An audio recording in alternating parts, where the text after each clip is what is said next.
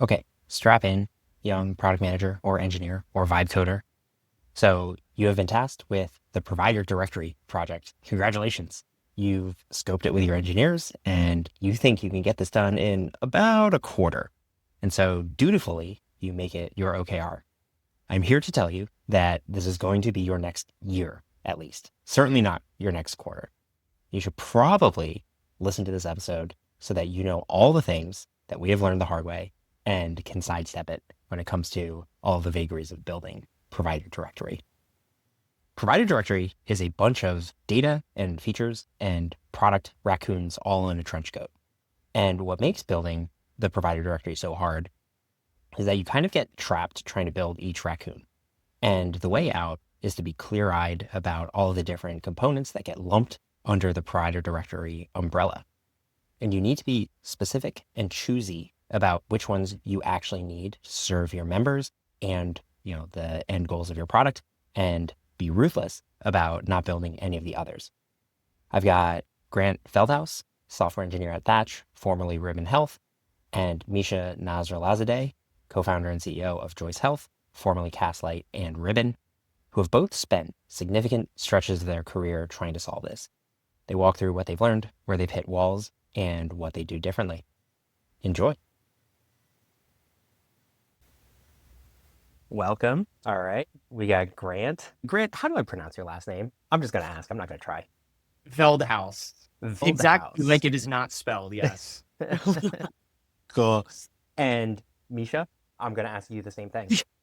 I know. I was like, normally I'm expecting that question. It's spelled phonetically, Nazralazadeh.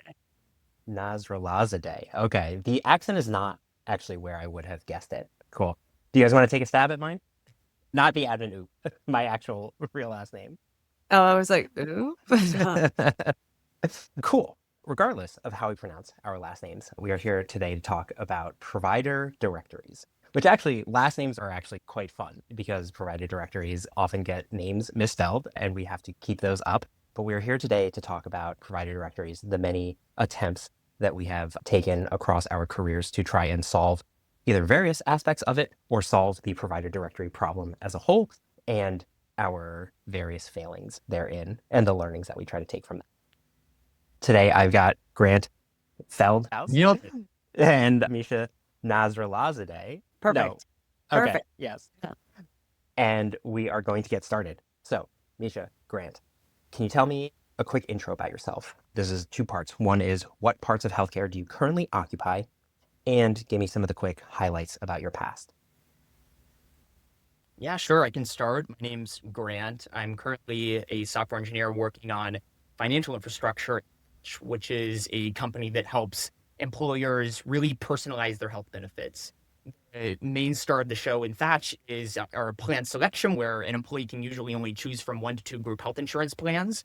And they can now choose from any of the individual plans in their area based off of what's best for them and their family. And so provider search is really top of mind for us because a big part of what Thatch does is take a really daunting plan selection experience and make it a process where the member feels really empowered and informed, right?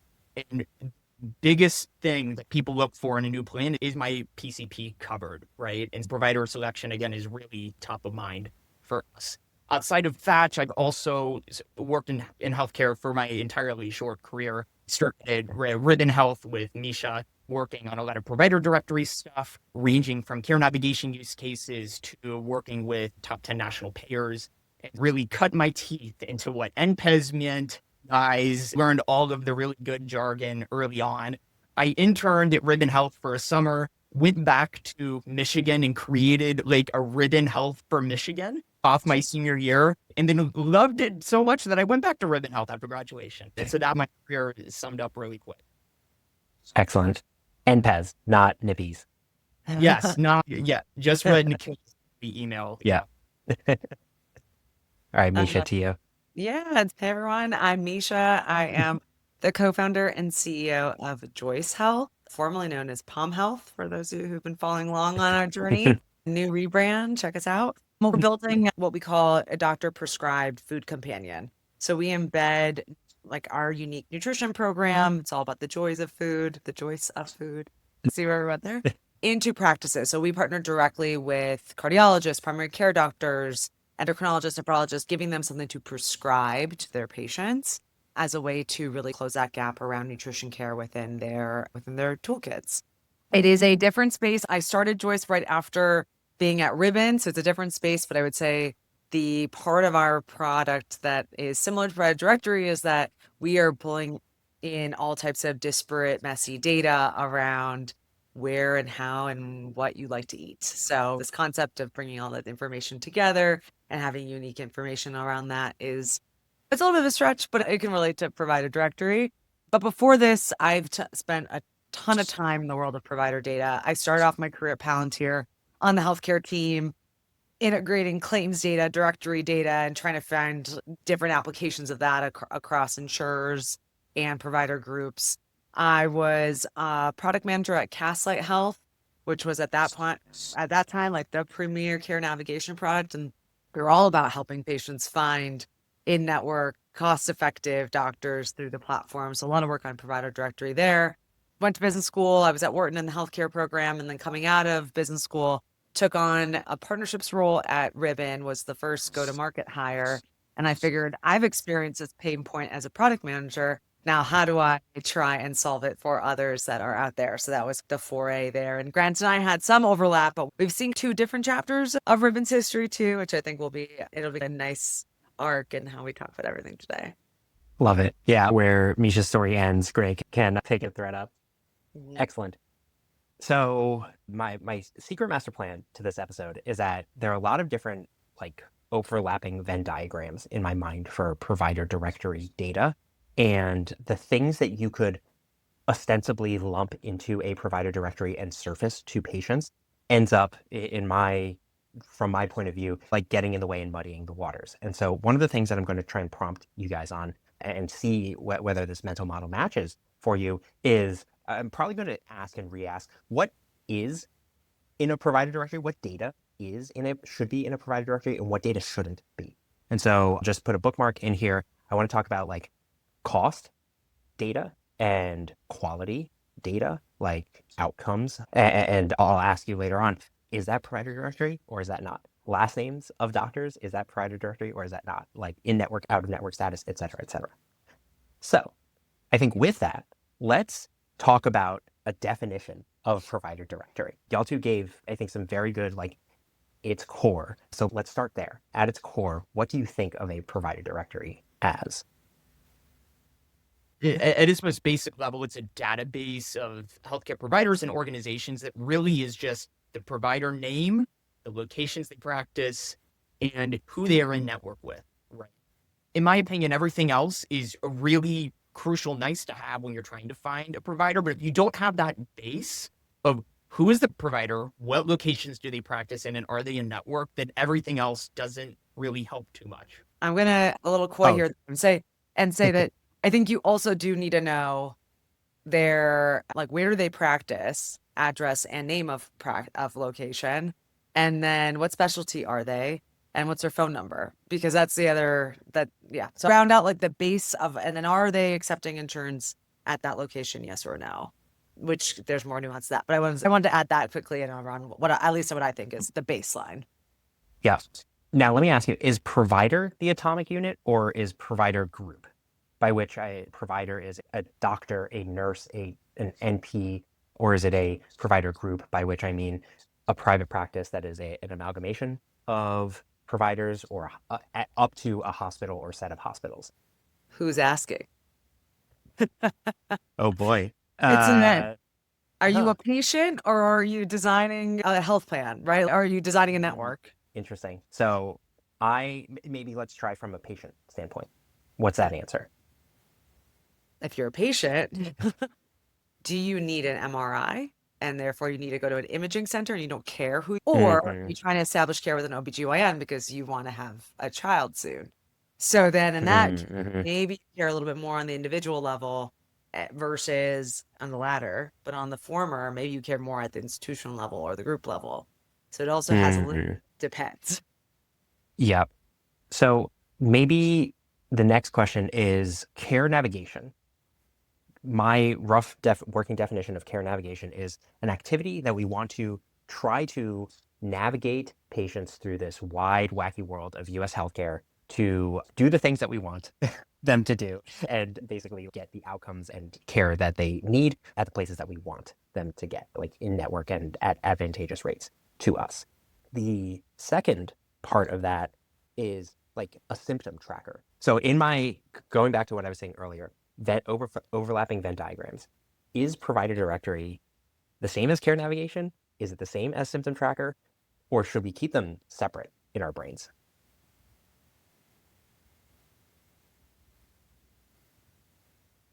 I stumped you. I tend to think provider directory is an input, one of many inputs into care navigation, right? Mm. How care navigation can mean a million different things depending on who is navigating. The payer is doing the navigating. They really want to route you towards preferred providers, Yep. right?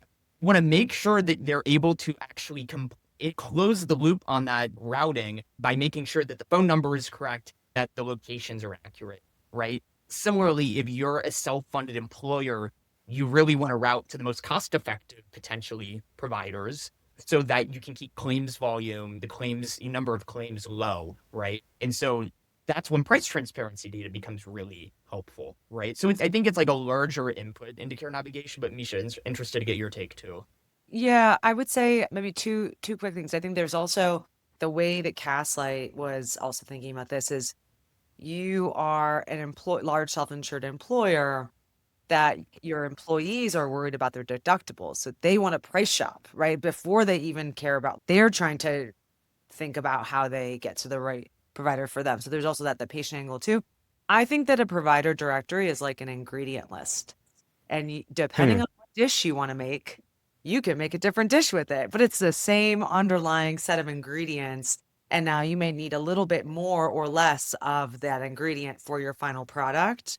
And that'll impact if you're going to put together like a bean stew or a bean casserole, right? But they both have the same needs. And I know yes, I am in this world of food, but I think of it this way. That's confusing because you obviously need really good provider directory, provider data in order to drive care navigation. What you also need is you need great care navigation front ends and like things that connect into how the navigation gets done, which is also Yeah. separate from the data itself. And so anyway, that goes into another direction, but I would say I will use my ingredient analogy to try and say how I think it's a little bit different. Okay. So if I'm tracking, there's a thing in cooking called the mirepoix, which is, I believe, if my French is helping me, it's carrots, onions, and celery. But there are similar versions in Spain and etc. So the mirepoix of provider directory is the provider like identity and how if we go with the most granular unit, then it is the actual human being provider themselves. But knowing that they can be remixed into multiple provider groups, in that a doctor can practice at multiple different locations in a hospital system or across different hospital systems. So, you, listener, should probably think of this as a provider can show up in many different provider groups. That is going to confuse you at first, but you should know to track them and you should know to get their phone, fax, or email at each location, and the ability to like directly contact this provider is going to differ, right? If they are practicing at the hospital, you are probably going to need to call the central hospital routing system, as opposed to if they are at a private practice, maybe you can get their actual number and extension if you have the right connections. And that these things don't get distracted by like cost data. Just say, hey, that's a separate kind of like thing that we're going to mix into this ingredient list later. But our core like base trinity is onions, carrots, and celery. Yeah. I'll talk about maybe one thought I'm having here is that actually should we go in a different direction before I add something in there? Let's do it. So it's this idea, and Pez, for example, has like specialty out of the box. It'll call you an internal medicine provider, or it'll call you an orthopedic surgeon. But if you, the patient, or you, the provider that is trying to make a referral, are trying to find the right orthopedic surgeon for you, you probably want to know, if someone is more skilled in hands or more skilled in, like, orthopedic surgery. And so it's this idea, and Pez, for example, has like specialty out of the box. It'll call you an internal medicine provider, or it'll call you an orthopedic surgeon. But if you, the patient, or you, the provider that is trying to make a referral, are trying to find the right orthopedic surgeon for you, you probably want to know if someone is more skilled in backs or whether they have a subspecialty or something that they have like they're just known for. The way that we did this at Ribbon is we basically we bought a claims data set that we then reverse engineered to say, okay, this provider has a lot of claims for this procedure. And we're going to imply that this, with a couple other data sets too, like that this orthopedic surgeon is someone that does hands. And Mm, so it is that level of, to go back to this question of care navigation, like you needed the core provider directory data. Who are they? What's their specialty? Where do they practice? What phone numbers? Do they accept my insurance? But then you might, if you're also trying to build this like product out, you might also want that next level of, but what specifically do they do? Because I'm trying to get a patient into their door, right? I see.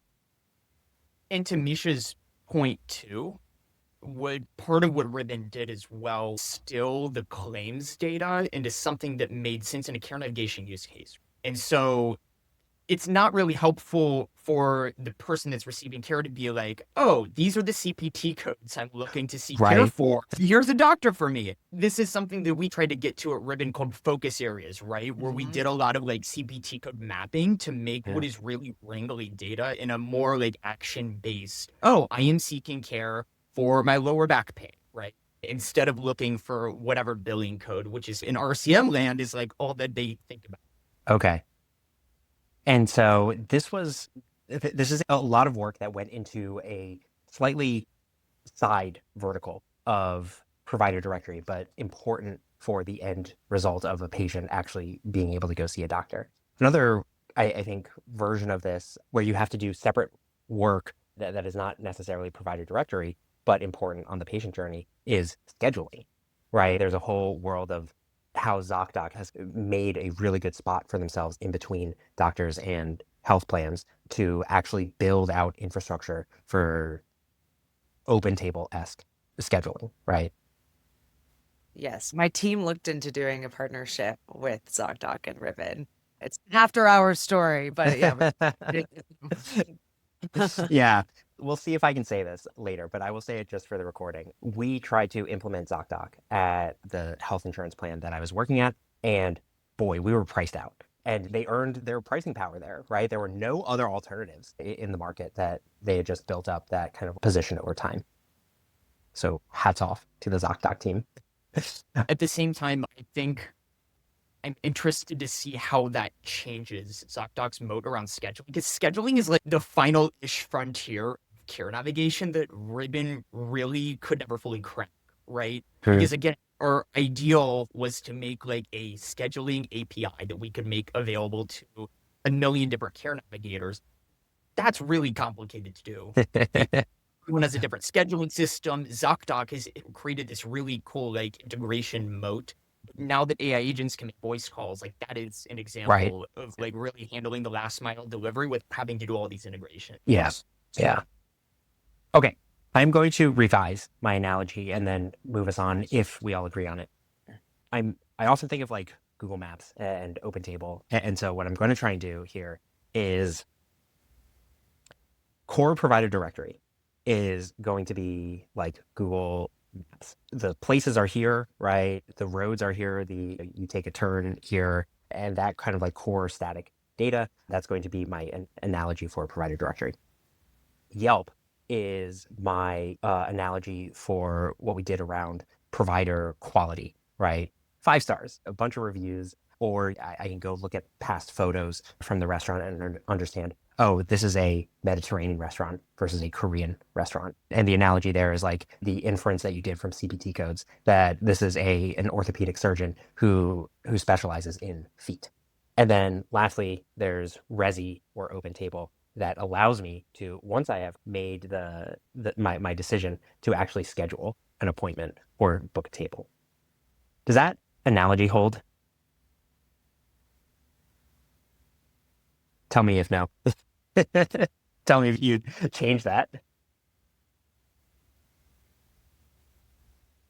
I think so, but Misha's hesitation is making me hesitate. No, I'm just trying to connect it all. I'm like, oh, because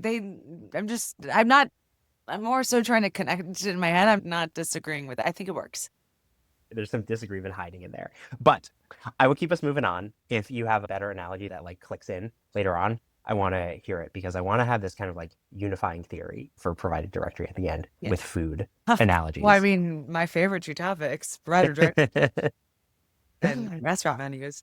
I think why I hesitate to agree is it goes back, and I think we'll probably talk about this. It depends on for whom and for what. Like Hmm. this goes back to, and I think this is the trap of provider directory is that Hmm. if you try to solve provider directory for everyone without Yep. thinking about the problem at hand, then you don't actually solve it for anyone very well. And so and I'm sure we're gonna break out into this a little bit more, but that's why I'm like, I don't know if a health plan cares about the resi portion of this analogy, for example. Uh, Yep. That's perfect. You've activated my trap card. It was a Yu-Gi-Oh can. I do think that a common failure point is trying to develop everything under the sun and pack all the things in, right? Like at past company, we tried to build symptom tracker into this thing. And it was a distraction. That's not to say it wasn't valuable, but by trying to lump it all into this one kind of OKR, right? We did OKRs in, let's say, in the way that we did them. And we said, okay, our OKR is we are going to deliver provided directory by the end of this quarter, which is not how you should do OKRs, but that's what we did at the time. And lumping symptom tracker in there and then lumping cost and quality in there, I think what was a mistake. And so for a listener, try not to do that. Try to resist the temptation to do that. Try to have tough conversations with various executives who are going to lob these asks onto your plate and say, no, we need to do this in a specific order, or we are very crisp in the problem that we are trying to solve, and that actually does not solve the problem that we have all aligned on, and therefore we are not going to do it until such later time in the backlog. Yeah, I think one area we ran into this with Thatch early on was in the plan selection process. Right? And so if I'm going from a group health insurance plan to having to choose from one of 30 different plans in my area, I want to make sure my PCP's in network. I already know the PCP's name. I go to see them every 6 months, so I don't really need to know their address, right? I really need to know if they're in network or out of network for the plans that I'm interested in picking. And so when we were trying to build out a provider directory solution early on, we thought very traditionally, okay, we're going to acquire a data asset, all of the million different fields that we would ever need so that they can make a really informed decision. But really, the only thing that mattered to people during that plan selection is, are they in network or not? And Yeah. so shifted our strategy from, okay, we're going to acquire a static data set where that network data may be like correct 70% of the time to, you know what? Why don't we have them pick the plans they're interested in and kick off AI agents to call the providers, get pretty much an Oh. almost 100% determination of whether they're in network or not. And so that kind of gets to the core of like, what is the problem we are trying to solve for? Are they in network or not? And then that use case is very different than a find care use case of, oh, I have my plan and I want to find a therapist in my area. Right. Yeah. yeah. So it's like where I agree with Misha, it's like where you're starting from is really important here because you can very easily, you go to any of the provider directory companies and they'll sell you a whole package and that'll be the best fit. Yep. Or you purchase the whole package, but you use it in only like you have the whole spice cabinet, but you only use the spices that you're trying to build for this particular dish. Yeah. I'm sure we'll talk about this too. Like certain provider directories will offer a national solution, and Mm. you might only care about, call it like really high quality data, very accurate data for your geography. At Castle, the way we did this is that their provider directory was reverse engineered by everything that the self-insured employer sent them. So you had the entire claims base of, call it Walmart's plans, and then they worked backwards to develop a directory that way. And then you're able to kind of like focus in on the data that shows up in the directory. You can kind of focus in on like where you're investing in it as well that way. All right, we're back in the money zone. So our sponsor today is Basada AI, and I'm going to do a little bit of upfront context to give you why I think they're interesting. So in this episode, we talked about provider directory, and one case that we didn't really get into is the not patient-facing version. And so I'm going to talk about the provider group that bears risk. So in my past role at Sana, we were a payvider. We were both insurance company and primary care practice. And the bet was that PCPs could handle, let's say, 80% of what comes through the door, day-to-day living stuff, and for the other 20%, We wouldn't hire specialists and like build a whole Kaiser hospital. We would refer out. So what the PCP and the care coordinators in that practice actually need is a specific thing. Who are the highly trusted specialists around us who we can refer patients to and trust that the information that comes out of those specialist referrals, like the visit notes, the imaging, the plan, and the therapy, comes back to us because we're the PCP, and in the parlance of PCP, like the quarterback of care. This looks like a provider directory, right? It is a set of specialists around us that we can refer to.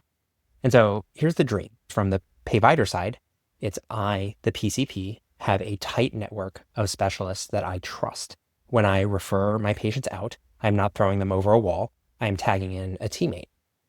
And I send them all of the context that I have about this patient, the labs, the imaging, the history, and the specific question I need answered. And they see the patient, the specialist, they work the problem, and they send you back to me with an action plan that I can run with. And I stay the quarterback. And from the payvider side, the cost stays predictable because the specialist has this kind of like arrangement with us. From the patient side, the dream is that you walk into your primary care practice and you trust this PCP, and that we've overcome the conflict of the PCP being in the pocket of an insurance company who just wants to minimize your care because we're the same entity. The PCP says, hey, like we can do a lot here. We set broken bones, we do imaging, we interpret labs. But for this specific thing, I need to tag in a specialist, and I'm sending you to this person. Don't worry, we have an arrangement. You will not get hit with a $2,000 bill. You do not have to fill in the intake form again. I am sending you all of the like information that I have. And they will send you back to me with a plan. And in practice, this transition is so hard that it just never happens. The referral sits in a fax queue for a bunch of weeks. The specialist office never calls, or they call when you're at work and leave a voicemail. And because life being life, you don't call back. And so, we ran into a devil of an issue, like trying to make this transition work. And so that's where our sponsor today, Basata, fits in. Basata builds AI agents for specialty practices. These agents answer phones 24/7, schedule appointments, process referrals and faxes, and take the repetitive work off of healthcare teams so those teams can focus on patients. It is 2026. We can summon self-driving cars in some regions and video call anyone in the world, and yet somehow our American healthcare system still runs on fax machines and hold music. Basata is the company actually fixing the specialist end of that handoff. They've served more than 500,000 patients nationwide and just raised a $21 million Series A led by Basis Set Ventures with Cowboy Ventures and others. AI agents that make healthcare more human. If you are building the future of healthcare, or you want to see how Basata can support your organization, head to basata.ai. That's BASATA.ai. Now onto the episode. I want to talk about like best and worst forms. So Grant and Misha, you both had some visions of what best and worst could look like. Could you break those off for me? Misha, I'm going to start with you first this time. Best form. I think, so maybe I'll lean in, and Grant and I, so full transparency, Grant and I talked about what we thought would be kind of a couple cool ways of approaching this. And I know he saw this firsthand. So I will start it off and then maybe Grant can pick up. But it's this idea of a directory that speaks to a very specific use case, has a clear definition of what accuracy is, and then focuses on a smaller area. So it's like a localized area, whether it is just looking at a directory for a specific employer and a specific set of plans, or it's a directory for only this geographic area. And then I think the fourth piece of it, which I think would be really cool, is then to add in other potential resources that alongside doctor. You don't just need, we try to do this actually at Castlight, that if you searched for a therapist, that your digital health provider would show up, your like EAP program, this is back in the day, they had EAP program, would also show up. Or if you were diabetic, you were newly diagnosed, Virta would show up right underneath the local endocrinologist. So you could actually have other resources surface in that directory that, and again, I'm taking on the lens of a care navigation use case, but that you can stack it with that, or the concept of 411 directories. They are resources in the community, like things like housing support, food support, job support, that are also available Hmm. to individuals. So you have this, it doesn't stop at providers, it actually goes beyond, and it supports that need of care navigation even more in an expanded way. Gotcha. So maybe like whole health and food as health, those things, and not just the provider NPI. Yeah, I think in its best form, it's this idea of a localized directory, right? And we saw a lot of success with this at Ribbon with clients that were really focused on geographies and patient populations that it wanted to make the directory accurate for. And that reduces the cardinality of the problem for a vendor like Ribbon that is trying to help you wrangle the data. An example of where this played out for me was after I interned at Ribbon and saw this play out, I went to Michigan and was like, wait, Michigan is a huge university with a ton of different healthcare resources, not all of which have an NPI. No one knows how to navigate them, right? And so I made a bit of a care navigator on campus and really drilled down on people really care about whether it's on campus or off campus, right?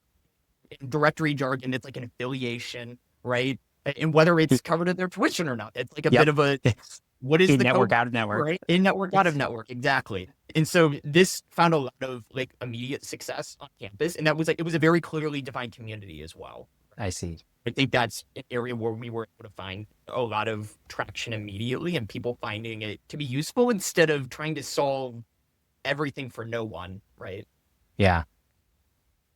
I will just front run the question about worst because we're living in it now. Like, That I could say the worst is in some degree. So was in a early on at Ribbon in a health plan meeting once, and the head of the provider directory was like, "Our directory is 99% accurate." And I was like, "Okay," and because their definition of accuracy was like, "Is it filled? Are the fields that I need to report on full?" Like he didn't care at all about any level of accuracy of is the phone number actually the phone number or is the, and so I think that's the worst case version is when the definition of it is just like a check the box definition, but then Yep. the actual like substance behind it is the like an address that's a car wash. Yeah. I think one of the, I think, I don't know, corporate superpowers that I've been fortunate enough to get positive reinforcement on is I will just ask, hey, what do you mean by that? So when somebody says, hey, our data is 99%, 99.9% accurate, I find a way to say, hey, that doesn't seem right. How are you calculating accuracy? Can you walk me through it? And then invariably we find out, oh, you're calculating accuracy in a far different way than I am. And we should be specific on whose definition of accuracy we are talking about when we say accuracy. I wonder, actually, maybe I'll grant like a kind of, not to put you on the spot, not to take your role out your hands, but this concept, we've talked about this a lot about like a truth set. And do you have a truth set for the directory and how do you define that? I feel like it's maybe an interesting thing for us to unpack a little too. What is truth even? What is the I called Don the provider and he said that he's in network. So that probably correlates to the rest of it, right? But sorry, Grant, I interrupted you with my dumb joke. No, yeah. At Ribbon, we took a pretty formulaic approach here. We would pick a statistically significant sample of our providers and physically call them and make sure that our data is accurate. And then we had a machine learning model that is trained on that so that we could confidence score each provider record appropriately. And what went into formulating that confidence score in our working model of accuracy, again, was different than some of our clients, right? But at least, there is a bit of a reconciling. What do you think the accuracy means versus what do they think it is when we're starting to work with someone? I think if I were to start a provider directory company from scratch, right? Not if I was a product person, if I was to start from scratch, I think the thing in this current day is like you have to be really confident about what your definition of accuracy is and just continue to publish it and like almost be very open and bold about it so that others have to level themselves up to your definition. it'll then create a lot less friction in the go-to-market process of trying to get them to agree with you on what accuracy is. So that's just a thought around like pushing out your value prop around we're 99% accurate or whatever the number is, being really open about it. That's what I would do in terms of at least from a value prop standpoint, because I think it would help. Yeah. There's like a category creation play, right, Misha? Okay, we're redefining what accuracy is. Yeah, and even if you wanted to, let's say, and I know Nikhil talked about provider data management recently. If you wanted to start your own provider data management company and you wanted to talk about why you were different, you could actually also tout that we have the most accurate truths, like directory that you can bump yours up against. And here's why. It could be a differentiator sense too. Don't come after me, You certified also, OS. well, yeah, and I think you also need to continue to ask yourself, I am building a provider directory company. Do I want to accidentally become one? Right. And the answer for me is no. Again, maybe me and Misha are a little biased, but having worked at a Ribbon Health, like there are vendors on the market that try to help solve for this. I think the really important thing, though, is to know what you want to get out of your directory before you enter those conversations. Because again, we got many clients that wanted us to make it more accurate, which we can Right. do our best to do on a holistic lens. And then wait, you define it differently than we do. Or, oh, but we really care about this geography versus another. And so I don't think you need to build it yourself, but you need to be really clear on what you want. And the what I want can't be, I want the most accurate directory and I want price transparency and booking and the accurate phone number and specialties and the whole package. Maybe in really rare circumstances, like that could be what you really need. We've seen that success is more of an iterative. We really want to get these core data fields as correct as possible for this specific area, and then we want to build from there. Yeah. Yeah. I think that the two big takeaways I'm taking here are like resist the urge to try and like pile too many things in, right? Resist the urge to try and pile too many use cases of provider data into this provider directory project. And from a geographic standpoint, focus on don't try to go all nationwide because it's just going to be a futile effort, right? Instead, think much smaller. Try to find the maybe largest subgroup that you can, a state school of college age students within 4 years of each other, roughly at 30,000 people, is a very large group of people. I actually don't know how big University of Michigan undergrad is, but 50? 60,000. It's a 60. small. Okay. But I don't think your selection criteria necessarily even has to be geographic, right? It could be cardiologists nationwide or functional health specialists. Right? I think having solid selection criteria is wise, at least to some extent. Okay. Yeah. So go for it, Misha. Oh, I was just going to say the same thing applies in the way that CASA is a care navigation company. A good chunk of it was building out their provider directory, and they were doing it for each employer. So they were maintaining different directories for a different employer. Right. And so it's like kind of similar to this like University of Michigan example where it's like you just have it again like that localized approach. Yeah. And I think this brings us, we've been talking about kind of like failure modes, but I'm going to bring us officially into the failure mode section. Okay. We're back in the money zone for some out-of-pocket stuff. So let me tell you about DataCamp 2026. DataCamp is our healthcare data conference for people with hands-on keyboards.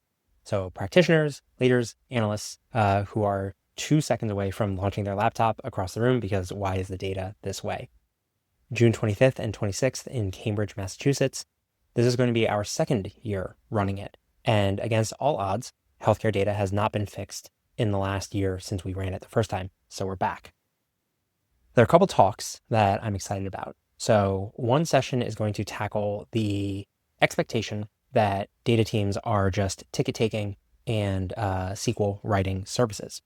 We will talk about how to build a team brand, and that's a set of team values that are distinct but nest under your company values so that your team can present a united front, focus on highest leverage work, and as a group, push back on a request with, actually, I don't think that is the question that you are looking for. I think instead you are asking about this. A second session is for every analyst who's ever gotten a PRD, written the code, and only discovered upon delivery that there was an assumption that the stakeholder didn't know or that, on the data side, we did not uncover. And so we will work through a live demo of a tool that one of our speakers has used for years to front run that problem. So lastly, a part of the conference that I run is trivia. So last year I ran SQL trivia, and you do not need to know when, you do not need to have case when syntax memorized to win, although if you do, nerd. So I've got 3 asks. If your company wants to put your brand in front of the room full of healthcare data nerds, we have sponsor slots, so you should talk to Nick. Second, you should apply, or you should send this to a healthcare data person in your team or life. We have expanded the space this year. I will put the link in the description. And then lastly, if you have been accepted but have not pulled the trigger yet on a ticket, consider this me pushing you off the fence and just message me. Cool. I hope to see you in Cambridge. I'm going to bring us officially into the failure mode section. There's one that I think you mentioned where the data had to be kept separate for each client, right? There was no like open sharing in between them because the data was proprietary. Is that you were talking about, Misha? From the ribbon days or the Castlight days? I was going to say the Castlight days, but I guess we don't need Yeah, to at the name Castlight names days. or So anything. basically, yes, it was true. So within Castlight, what would happen is that this is again, we're going back 2016, 17 timeline. So before price transparency data is out there, like they had to reverse engineer their own cost and quality data. And the way to do that, they had to take the claims data of that employer and directory data for that employer and their plans and reverse engineer what the price would likely be for that doctor in that plan that employer is sponsoring. And Oof, so that was definitely not, those were their own negotiated rates, and they definitely didn't I want to see. share the next employer. And so that's where this was like, you had to have these firewalls. There were certain things you could share around, which might have been like, okay, phone number, best phone number can go around all the employers now. But for the most part, got into some of this other data, you just didn't, there was just wasn't something that you could share across customers. Is there any like potential posture or argument that could open that up? Like I don't know. I'm thinking of open source world where sometimes corporate defense can be averted. I don't know. Or is that just like a rule of gravity of selling to employers? And we probably can't convince them to share data that openly. So I think, I don't know if you've heard CAQH, basically a nonprofit dedicated towards partially making provider directories a little more accurate. They collect data directly from a lot of providers and then allow the providers to make it available to carriers if they want to make it available to. So carriers have an incentive to participate in that network because they get highly vetted data, but they don't have a really great incentive to make the underlying data more accurate because that requires investment. And again, that's something we continue to the later written days run into. We started working with a lot of national payers. We would ingest their provider directory, join it onto our golden data set, and then return it back to them in a much better place. That's an engineering intensive effort, and it took a lot. You don't really want to share for free with all of our other carrier clients, even though that ideally would have been the dream. Yeah. It reminds me of, I don't know if any of you use Blind. It's more, I think, software engineering centric. So I see Grant nodding his head and smiling. And there's this rule on Blind where don't post without saying your like total comp and years of experience. But the total comp and years of experience is like anybody could make that up. Like nobody knows that you're a dog on the internet. So you'll see like outlandish years of experience combos of making 3 million in total comp and 2 years of experience or something because they're an AI researcher or something.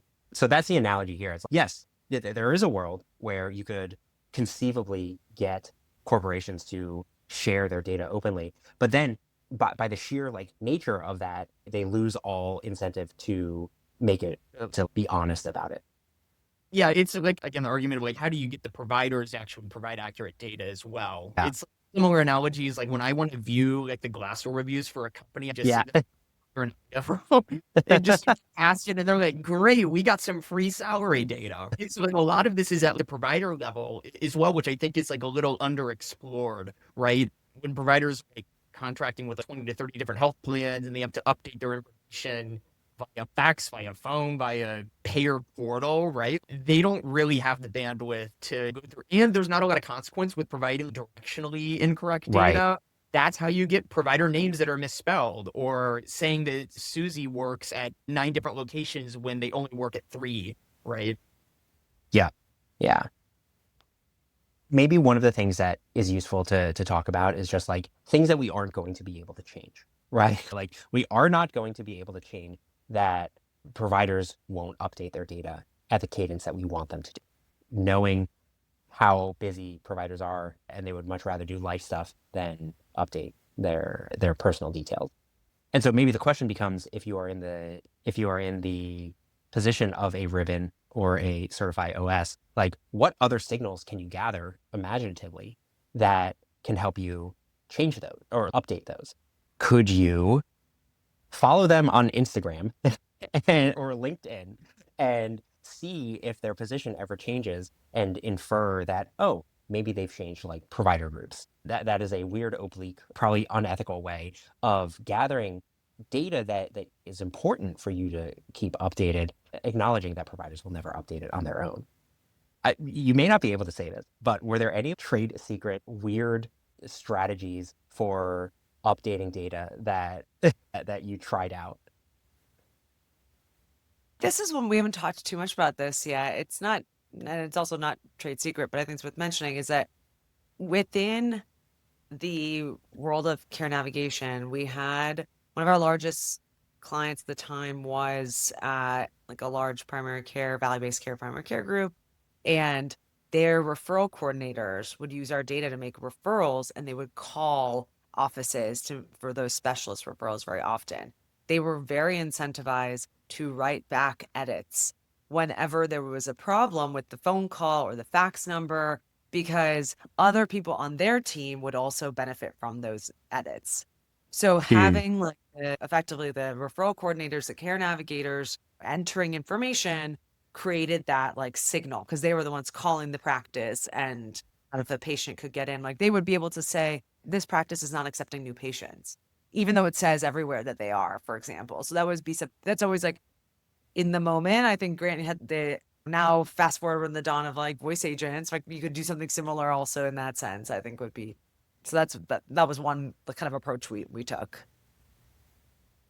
Yeah, I think in any case we were able to find like an interesting source to pull from Ribbon. I think it was still really big that we were able to corroborate it other sources and say, okay, we think this is their phone, right?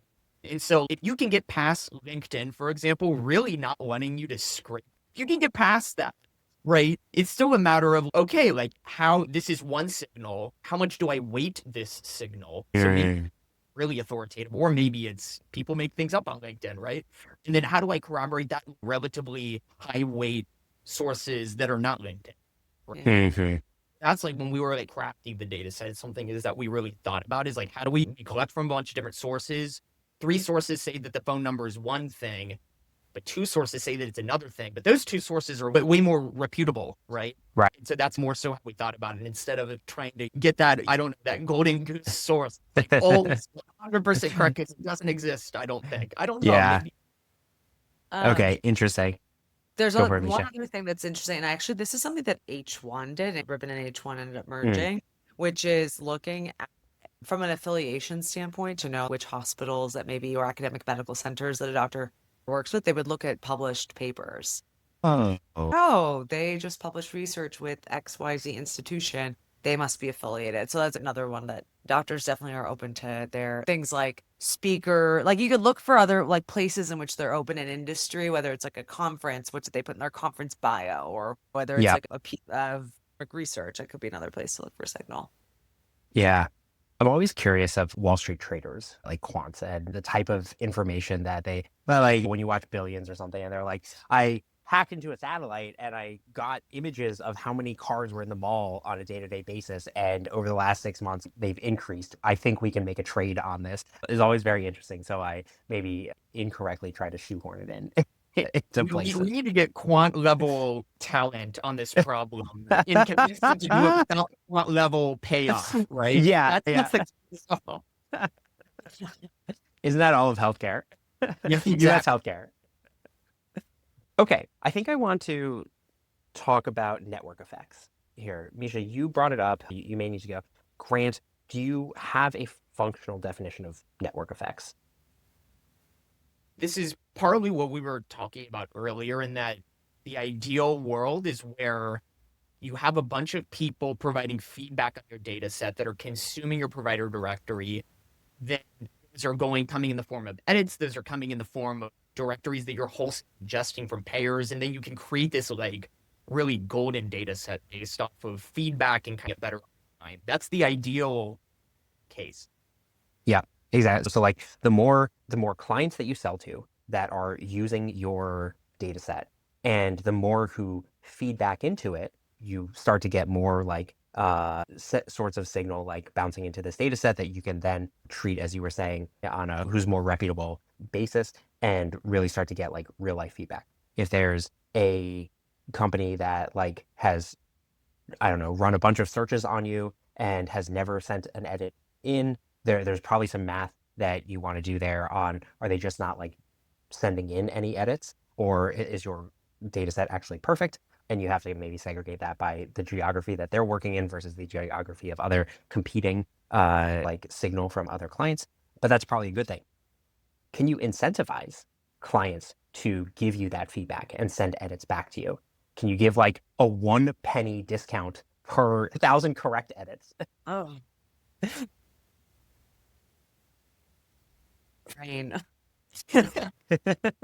I think for smaller care navigation companies, it becomes a game of, if you want to view the golden data set, you have to allow us to use your contributions, right?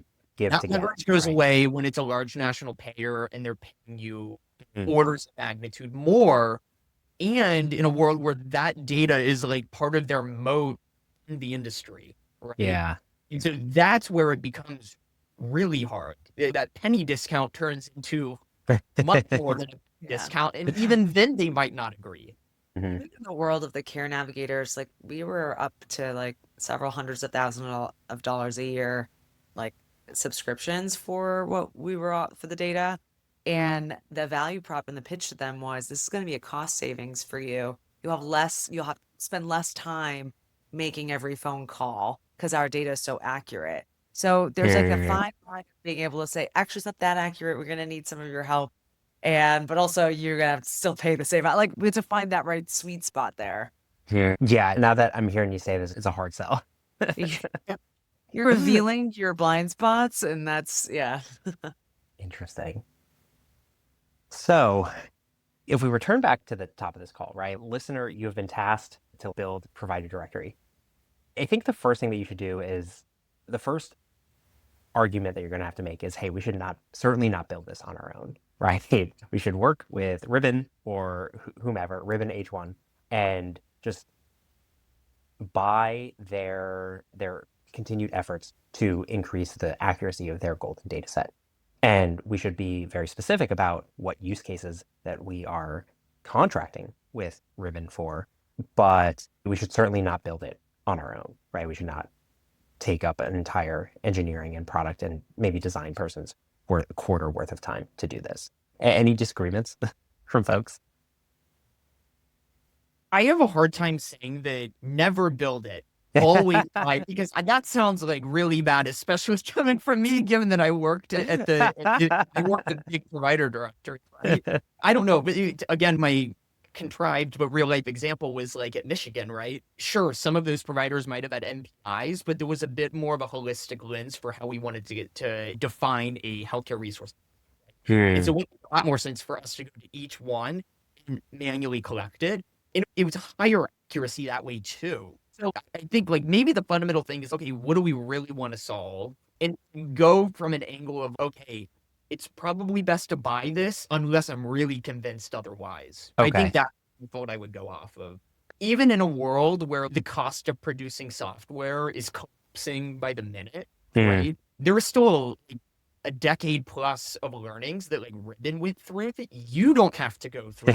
So that's right why my default is like we shouldn't build it unless we get some really convincing evidence otherwise. Yeah, maybe, am I correct in saying, hey, we actually have a group of a constrained, not just geography, but a constrained patient population that we think is unique enough that actually Ribbon may not have line of sight on here. Ribbon may not know all of the providers at University of Michigan or around University of Michigan. And so for that reason, we actually do need to build it on our own. Yeah, it's something that kind of applies to Thatch in that the plans that we are helping people select are ACA individual exchange. Yep. And so the data quality for that cohort of plans might be very different than the data quality that a lot of vendors have for small group and large group plans, right? Yep. That's an example of where we need to get really defined in terms of what the problem we're trying to solve is and make sure that we're picking the best option to actually solve it. I was going to ask you about the kind of Thatch ICRA marketplace plan. So the problem that you are solving for is somebody coming from probably a commercial plan. And by which we mean, or your employer offers you a Blue Shield, Anthem Blue Cross, UHC plan, and they pay anywhere from 50% to 100% if you are lucky of your employee to employee plus family insurance plan. ICRA is a slightly shifted version of that where your employer pays you money per month commensurate with the amount that they might contribute to your prior insurance plan or insurance premium, and you go out to the marketplace and you search for your own plan. So Grant, it seems like what you have done there or what you needed to design and build for is on the commercial plan, employee had a PCP, and we need to check whether this PCP is still in network for any of these ACA marketplace plans, or which of these ACA marketplace plans that that this employee is currently considering, right? Yeah, that's exactly correct. I think what was really important for us is that what we see is the beauty behind ICRA in that I can pick the best plan for myself. Hmm. I diabetes, I can pick a diabetes focused. Or if I am a 20 something that doesn't have kids and I'm relatively healthy, I can pick a cheaper plan and have a bit of more of a discretionary budget. The beauty of that is also the daunting part in that I have a ton of choice now and I'm not used to Yeah. like a really having high agency in my healthcare journey. And so like how do I pick the plan that's right for me, right? Yep. And so that was the more spiritual problem we're trying to solve with our onboarding, right? I see. And so again, that gets to the question of what do people care about? I initially thought it was just cost, but seeing a lot of plan selection videos with our in-house brokers, people want to make sure that their doctor is in network above all costs. They will pay $100 more per month to keep their PCP in network, which I think is a really compelling thing. And so that is the reason I explain all that is that gets us to okay, the network status really matters during this, Yep. right? We really don't need a search bar where they can select any provider and then have all of the details of each provider. It could be useful in different contexts, but plan selection, they really need to know who's a network and who's so that informs for how we integrated provider search in the selection process to who we worked with to feed the data into that provider search. Interesting. Yeah. All right. I think I am going to bring us to a close here. This was very illuminating to me. I now like I came into this thinking about my time at this health insurance company and the kind of like various attempts that we made at provider directory. Now I want to go back and do it again.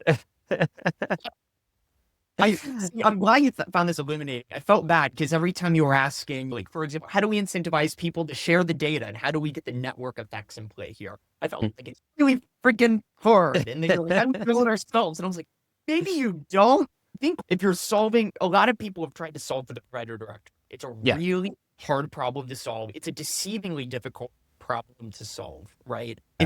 That's where when you tell people like, oh, maybe you should try to build it yourself, that's where in any other context, it'd be like, yes, of course, it's usually more cost effective to buy an existing solution. I still think that holds true here, especially when why don't I just pull from the carrier directory? Yep. Yeah, exactly. And yeah, in our case, we were also doing a rented network. And so we Oh we boy. also had their provider directory built in, which we quickly learned we absolutely cannot trust. Yeah, no, that's fun. That sounds like a lot of fun. Yeah. All right. Grant, do you have anything that you want to plug? Come work at Thatch. It's a really Okay. exciting time to be here. I have we get a really cool intersection between fintech and healthcare payments and healthcare, right? And the intersection of finance and healthcare is like where some of the worst problems in the entire industry lie, right? And so from an engineer's POV, anything I thought was given assumption I could assume is safe has been broken, right? Oh, So it's like a lot of really cool, similar to provider directories, really gnarly technical problems that really, the end result is helping people get coverage that is really the best, right? hmm. Yeah, please come work for us. We're hiring. Really gnarly problems. Good mission. Good selling point. But hey, to some people it appeals. So No, it's a absolutely. targeted message me. Yeah. Excellent. Grant, thank you so much for staying into overtime with me and talking with me at 4 p.m. on a Wednesday. This is awesome. Thank you for having me. I really appreciate it. All right, we're back in the money zone. So, our sponsor today is Basada AI, and I'm going to do a little bit of upfront context to give you why I think they're interesting. So, in this episode, we talked about provider directory, and one case that we didn't really get into is the not patient-facing version. And so, I'm going to talk about the provider group that bears risk. So, in my past role at Sana, we were a payvider. We were both insurance company and primary care practice. And the bet was that PCPs could handle, let's say, 80% of what comes through the door, day-to-day living stuff. And for the other 20%, we wouldn't hire specialists and like build a whole Kaiser hospital. We would refer out. So what the PCP and the care coordinators in that practice actually need is a specific thing. Who are the highly trusted specialists around us who we can refer patients to and trust that the information that comes out of those specialist referrals, like the visit notes, the imaging, the plan, and the therapy, comes back to us because we're the PCP, and in the parlance of PCP, like the quarterback of care. This looks like a provider directory, right? It is a set of specialists around us that we can refer to. And so here's the dream, which is from the payvider side. It's I, the PCP, have a tight network of specialists that I trust. When I refer my patients out, I'm not throwing them over a wall. I'm tagging in a teammate. And I send them all of the context that I have about this patient, the labs, the imaging, the history, and the specific question I need answered. And they see the patient, the specialist, they work the problem, and they send you back to me with an action plan that I can run with. And I stay the quarterback, and from the payvider side, the cost stays predictable because the specialist has this kind of like arrangement with us. From the patient side, the dream is that you walk into your primary care practice, and you trust this PCP, and we've overcome the conflict of the PCP being like in the pocket of an insurance company who just wants to minimize your care because we're the same entity. The PCP says, hey, like we can do a lot here. We set broken bones, we do imaging, we do labs, things like that, or interpret labs. But for this specific thing, I need to tag in a specialist, and I'm sending you to this person. Don't worry, we have an arrangement. You will not get hit with a $2,000 bill. You do not have to fill in the intake form again. I am sending you all of the like information that I have, and they will send you back to me with a plan. And in practice, this transition is so hard that it just never happens. The referral sits in a fax queue for a bunch of weeks. The specialist office never calls, or they call when you're at work and leave a voicemail. And because life being life, you don't call back. And so, we ran into a devil of an issue, like trying to make this transition work. And so that's where our sponsor today, Basata, fits in. Basata builds AI agents for specialty practices. These agents answer phones 24/7, schedule appointments, process referrals and faxes, and take the repetitive work off of healthcare teams so those teams can focus on patients. It is 2026.